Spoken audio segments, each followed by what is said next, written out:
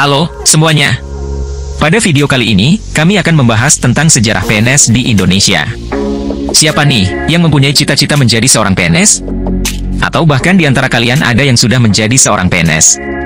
Ketika kita berbicara mengenai pekerjaan yang satu ini, yang terbayang di benak kita adalah pegawai yang berseragam, gaji tetap, dan ditempatkan di instansi pemerintahan. PNS adalah salah satu unsur penting dalam penyelenggaraan pemerintahan dan pembangunan di Indonesia.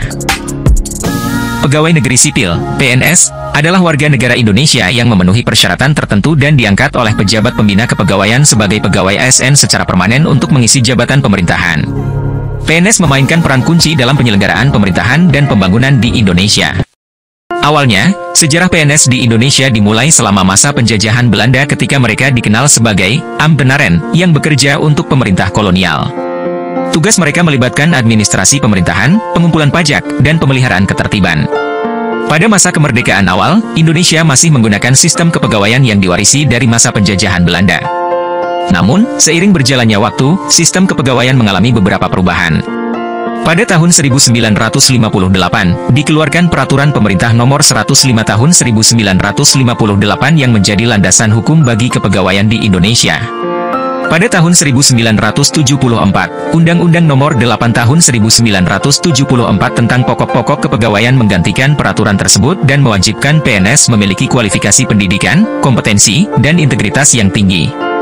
Pada tahun 1999, dikeluarkan Undang-Undang Nomor 43 Tahun 1999 yang mengamanatkan bahwa PNS harus memiliki jiwa Pancasila dan setia kepada Negara Kesatuan Republik Indonesia, NKRI. Pada tahun 2014, Undang-Undang Nomor 5 Tahun 2014 tentang Aparatur Sipil Negara, ASN, menggantikan undang-undang sebelumnya dan menekankan profesionalisme, netralitas, dan integritas yang tinggi bagi ASN.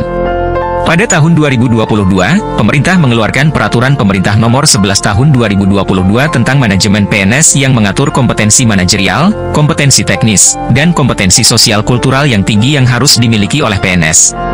PNS memiliki peran vital dalam administrasi pemerintahan, memberikan pelayanan publik, serta pelaksanaan program pembangunan di Indonesia. Mereka juga turut bertanggung jawab dalam menjaga ketertiban dan keamanan masyarakat. Pemerintah secara berkelanjutan berupaya untuk meningkatkan kualitas PNS melalui berbagai program seperti pendidikan dan pelatihan, peningkatan kesejahteraan, dan reformasi birokrasi. PNS memiliki peran penting dalam penyelenggaraan pemerintahan dan pembangunan di Indonesia. PNS berperan sebagai pelayan masyarakat, pelaksana kebijakan publik, dan perekat bangsa. Pemerintah secara berkelanjutan berupaya untuk meningkatkan kualitas PNS melalui berbagai program seperti pendidikan dan pelatihan, peningkatan kesejahteraan, dan reformasi birokrasi. Semoga video ini bermanfaat. Terima kasih telah menonton.